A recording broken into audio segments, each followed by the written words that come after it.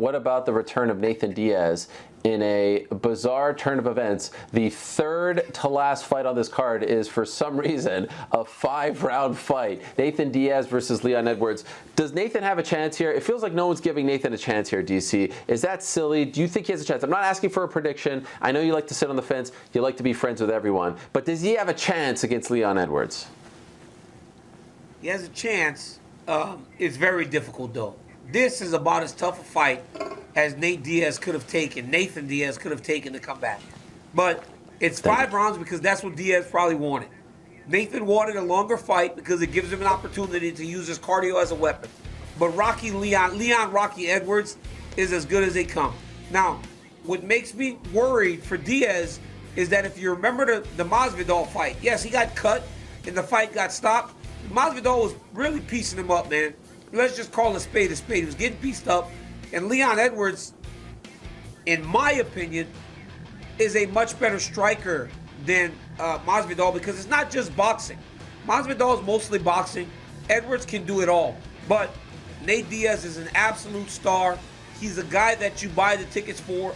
And this morning when I watched the countdown, it started with Vettori and Adesanya. And I'm not going to even lie to you.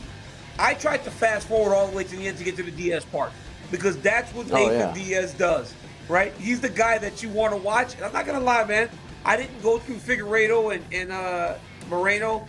I didn't go through Adesanya Vettori first. I watched the Diaz-Edwards part first and then came back and watched the rest because that's what you do when there's a star on the card at the level of Nathan Diaz. Oh, forget star. I mean, I think there are very few superstars in this game. He is a superstar. Yes.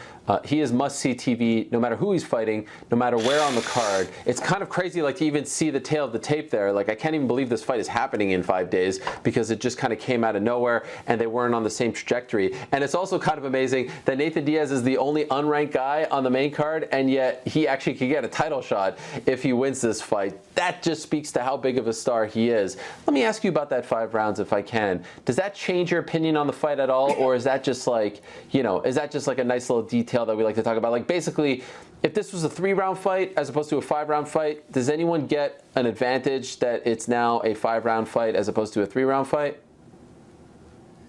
I don't think so. I think both of these guys are going to be in fantastic cardio shape.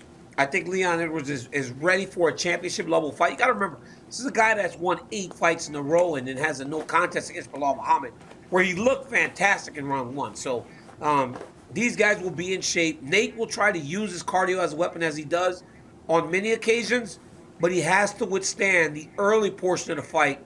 All the scar tissue, all the damage he's taken. If he takes too much damage from Leon early, all that stuff will start to present itself again, and then the referees may have to make a decision as they did back in Madison Square Garden for the BMF title. Thanks for watching ESPN on YouTube. For live streaming sports and premium content, subscribe to ESPN+.